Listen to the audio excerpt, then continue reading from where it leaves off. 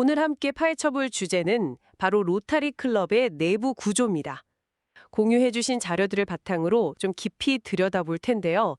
사실 많은 분들이 로타리 클럽 하면 그냥 좋은 일 하는 모임 이 정도로 막연하게 알고 계시잖아요. 네네, 그렇죠. 근데 한 회원에 우리 동네에 벤치를 놓으면 어떨까 하는 작은 아이디어가 있잖아요.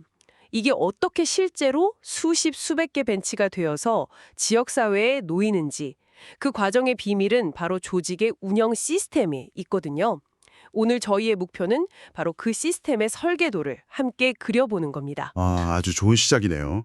말씀하신 대로 로타리는 그냥 단순한 열정만으로 움직이는 조직이 아니에요. 100년이 넘는 시간 동안 다듬어진 굉장히 정교한 운영 체계를 갖추고 있죠. 오늘은 그 가장 작은 단위인 회원 한 명에서부터 시작해서 그 회원이 어떻게 클럽이라는 유기체 속에서 자기 역할을 찾고 또 영향력을 발휘하게 되는지 그 여정을 함께 따라가 보겠습니다. 좋습니다. 그럼 그 여정의 첫걸음, 바로 로타리안, 즉 회원이 되는 것부터 시작하죠. 자료를 보니까 아무나 가입할 수 있는 건 아닌 것 같아요. 선량한 인격, 좋은 평판 같은 조건들이 있던데 사실 좀 추상적으로 들리기도 하거든요. 그렇죠. 하지만 그게 핵심이에요.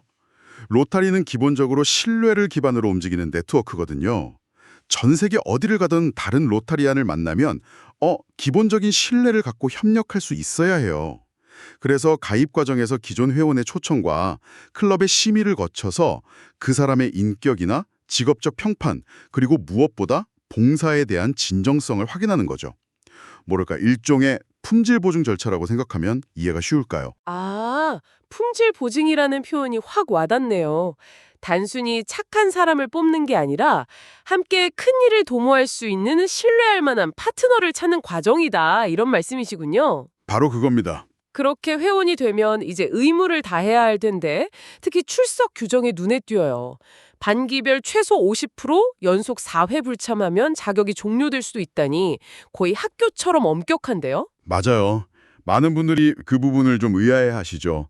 하지만 이 엄격해 보이는 세 가지 의무, 그러니까 출석, 회비 납부, 봉사 참여는요, 사실 로타리라는 조직을 100년 넘게 지탱해온 삼각대 같은 역할을 합니다. 어느 하나만 빠져도 전체가 흔들리게 설계되어 있어요. 삼각대요. 그거 흥미로운 비유인데요. 좀 더 풀어주시죠. 출석은 단순한 점검이 아니에요. 서로 다른 직업과 배경을 가진 리더들이 매주 만나서 얼굴을 보고 대화하면서 서로를 이해하고 신뢰를 쌓는 가장 기본적인 장치입니다. 이 신뢰가 없으면 함께 봉사 프로젝트를 할 수가 없죠. 그렇군요. 그리고 두 번째 다리인 회비는 이 조직의 독립성을 보장합니다. 외부 자본에 휘둘리지 않고 클럽이 자율적으로 목표를 설정하고 실행할 수 있는 힘을 주거든요. 그리고 마지막 봉사 참여는 이렇게 쌓은 신뢰와 재원을 그냥 단순한 친목이나 인맥 쌓기를 넘어서 공동의 목표를 가진 커뮤니티로 승화시키는 뭐랄까 접착제 역할을 하는 겁니다. 와, 그렇게 들으니까 완전히 다르게 느껴지네요. 각각의 의무가 왜 필요한지 또 어떻게 유기적으로 연결되는지 명확해졌어요. 그럼 이런 의무를 다했을 때 얻는 혜택은 뭘까요? 초아의 봉사 정신을 실천하는 보람 외에 회원들이 실질적으로 얻는 가치가 궁금합니다. 물론 개인적인 성취감이 가장 크죠. 하지만 초아의 봉사라는 말을 그냥 남을 먼저 생각하자는 착한 구호로만 이해하면 절반만 아는 거예요. 이 정신의 핵심은 직업 봉사에서 출발했다는 점이거든요. 직업 봉사요? 네. 변호사는 법률 자문을, 의사는 의료 봉사를, 마케터는 비영리 단체의 홍보를 돕는 식으로요. 즉, 내가 가장 잘하는 전문성으로 세상을 돕는다는 아주 실용적이고 자존감 높은 봉사 철학인 셈이죠. 아하, 내 재능을 기부하는 거군요. 돈만 내는 게 아니라. 그게 다른 봉사단체와의 어떤 차별점이겠네요. 근데 한편으로는 이런 끈끈한 친교와 전문직 중심의 네트워크가 외부에서 볼 때 좀 그들만의 리그나 비즈니스 목적의 사교 클럽처럼 비춰질 위험도 있지 않을까요? 로타리는 어떻게 그 선을 지키나요? 아주 날카로운 질문입니다. 그래서 로타리는 네 가지 표준이라는 아주 강력한 윤리 강령을 가지고 있어요. 모든 생각과 말, 행동에 있어서 진실한가, 모두에게 공평한가, 선의와 우정을 더하게 하는가, 모두에게 유익한가. 이 네 가지를 스스로에게 묻도록 하죠. 아, 이 기준이 비즈니스 관계가 아닌 순수한 봉사와 친교의 관계를 유지하는 아주 중요한 가이드라인이 됩니다. 4가지 표준이라 사업상 거래를 하더라도 저 4가지 질문을 통과해야 한다는 거군요. 멋지네요. 자, 이렇게 훌륭한 회원들이 모였다고 해서 저절로 멋진 봉사가 이루어지지는 않을 텐데요. 이들의 에너지를 한 방향으로 모으고 실제 행동으로 옮기게 만드는 운영 시스템이 바로 클럽 조직이겠죠. 그 중심에는 이사회가 있다고 들었습니다. 맞습니다. 이사회가 바로 클럽의 컨트롤 타워 혹은 운영진이라고 할 수 있어요. 회장, 총무, 재무 같은 핵심 임원들과 여러 이사들로 구성돼서 클럽의 전반적인 방향을 결정하고 예산을 승인하며 각종 위원회 활동을 감독하는 역할을 하죠. 마치 작은 회사의 C-레벨 임원들 같네요. 회장이 CEO, 총무가 COO, 재무가 CFO 역할을 맡는다고 볼 수 있겠어요. 특히 회장은 임기가 1년이라고 들었는데 1년은 클럽을 파악하고 무언가 큰일을 하기엔 너무 짧은 시간 아닌가요? 어떤 리더십이 요구되는 자리일지 궁금합니다. 정확한 지적이에요. 1년 단임제는 매년 새로운 리더를 통해 조직에 신선한 활력과 비전을 불어넣는다는 엄청난 장점이 있어요. 정체를 막는 거죠. 하지만 말씀하신 대로 정책의 연속성이 끊길 위험도 분명히 존재합니다. 그렇죠. 그래서 중요한 것이 바로 총무와 재무의 역할이에요. 아, 그분들이 중심을 잡아주는군요. 그렇죠. 보통 총무나 재무는 비교적 장기간, 경험 많은 회원들이 맡는 경우가 많아요. 이분들이 클럽의 행정과 재정의 연속성을 지켜주는 기관실 역할을 하는 거죠. 회장이 새로운 항로를 제시하는 선장이라면 총무와 재무는 그 배가 안정적으로 항해할 수 있도록 엔진을 관리하고 연료를 체크하는 기관장과 항해사인 셈입니다. 아, 선장과 기관장이라니 역할이 명확하게 그려지네요. 네, 총무는 회원 관리나 회의록 작성, 지구보고 같은 행정의 맥을 잇고요. 재무는 예산과 회계를 투명하게 관리해서 클럽의 신뢰를 지키죠. 그런데 임원 목록을 보다가 정말 재미있는 이름을 발견했어요. 사찰, Sergeant at Arms라니요.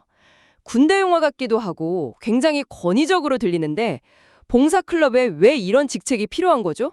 뭔가 특별한 사연이 있을 것 같습니다. 하하, 다들 그 이름에서 비슷한 느낌을 받으시죠? 아주 흥미로운 역사를 가진 직책이에요. 원래는 의전용 곤봉을 들고 회의장의 질서를 유지하는 상징적인 역할에서 유래했어요. 하지만 현대 로타리 클럽에서 사찰의 역할은 그보다 훨씬 중요하고 다정합니다. 회의장의 전반적인 분위기를 책임지는 사람이거든요. 분위기요? 네, 정기 모임이 원활하게 진행되도록 장소를 준비하고 처음은 방문객을 따뜻하게 맞이하고 또 회원들이 서로 어색하지 않게 대화를 나눌 수 있도록 돕는 역할을 해요. 흔히 해피달로우라고 즐거운 소식을 공유하면서 소액을 기부하는 프로그램을 진행해서 회의 분위기를 띄우기도 하고요. 아, 말하자면 클럽의 최고 분위기 책임자라고 할 수 있죠. 엄격한 출석 의무가 즐거운 기다림이 되게 만드는 아주 중요한 사람입니다. 와, 사찰이라는 그 딱딱한 이름 뒤에 그런 따뜻한 역할이 숨어 있었군요. 이 사회가 클럽의 두뇌라면 이제 실제 봉사를 실현하는 손과 발을 살펴볼 차례인 것 같습니다. 바로 위원회 이야기죠. 정확한 비유입니다. 이사회에서 결정된 클럽의 목표와 계획을 구체적인 활동으로 옮기는 실행 조직이 바로 위원회입니다. 로타리에는 클럽, 직업, 사회, 국제, 청소년이라는 5대 봉사 부문이 있는데 모든 위원회 활동은 이 철학적 기반 위에서 이루어지죠. 들어보니 이 위원회들은 크게 두 종류로 나뉘는 것 같네요. 클럽 자체를 건강하게 만드는 내부 동력팀, 그러니까 클럽 관리나 멤버십 위원회가 있고 그 힘을 밖으로 표출하는 외부 임팩트팀, 즉 봉사 프로젝트나 로타리 재단 위원회가 있는 거군요. 오, 맞아요. 그렇게 구분하면 이해하기 훨씬 쉽습니다. 이 둘은 톱니바퀴처럼 완벽하게 맞물려 돌아가요. 예를 들어 클럽 관리위원회가 재미있는 주의 프로그램을 기획해서 회원들의 만족도를 높이고 멤버십 위원회가 좋은 신입 회원을 영입해서 클럽의 살원 에너지를 불어넣는 것. 이게 바로 내부 동력을 키우는 일이죠. 그렇게 내부 동력이 강해지면 그 힘이 자연스럽게 외부로 뻗어나가겠군요. 바로 그겁니다. 강해진 동력을 바탕으로 봉사 프로젝트 위원회가 지역사회에 정말 필요한 일을 찾아내서 멋진 프로젝트를 성공시킵니다. 그럼 홍보위원회가 이 소식을 지역사회에 널리 알리죠. 로타리 클럽이 우리 동네에 이런 좋은 일을 했대 라는 이야기가 퍼지면 어떻게 될까요? 아, 그 이야기에 감명받은 새로운 인재들이 클럽에 들어오고 싶어 하고 그게 가시 멤버십 위원회를 통해 내부 동력 강화로 이어지겠네요. 선순환 구조군요. 완벽한 선순환이죠. 그리고 여기에 활용점정을 찍는 것이 바로 로타리 재단 위원회입니다. 로타리 재단 위원회요. 네, 로타리 재단은 수아마비 퇴치 사업으로 유명한 로타리의 심장과 같은 자선 기구인데요. 이 위원회는 회원들의 기부를 장려하고 그 기부금을 바탕으로 재단에서 주는 보조금을 받아와요. 덕분에 우리 클럽이 100만 원으로 할 수 있었던 프로젝트를 200만 원, 300만 원 규모로 키울 수 있게 되는 거죠. 프로젝트의 임팩트를 몇 배로 증폭시키는 부스터 효과라는 셈입니다. 정말 정교한 시스템이네요. 한 명의 회원이 내는 회비와 봉사 참여가 이사회와 여러 위원회라는 시스템을 통해 증폭되어서 상상보다 훨씬 큰 영향력을 만들어내는 구조군요. 모든 회원이 각자의 자리에서 자신의 악기를 연주하며 제 역할을 할 때 가장 아름다운 하모니를 만들어내죠. 이 구조를 이해하는 것은 단순히 행정적인 지식을 쌓는 걸 넘어서 나의 재능과 열정을 어디에 쏟아야 가장 큰 울림을 만들 수 있을지 알려주는 뭐랄까 악보를 얻는 것과 같습니다. 오늘 대화를 통해 로타리 클럽이라는 오케스트라의 악보를 함께 읽어본 기분입니다. 오늘 나눈 내용을 바탕으로 이 시간을 듣고 계신 당신에게 질문 하나를 던지며 마무리하고 싶네요. 만약 당신의 클럽이 현재 해결하지 못하고 있는 중요한 과제를 위해 새로운 위원회라는 악기 파트를 추가할 수 있다면 그 위원회의 이름과 목표는 무엇이 되어야 할까요? 그리고 그 파티에는 어떤 재능을 가진 회원들을 연주자로 영입하고 싶으신가요?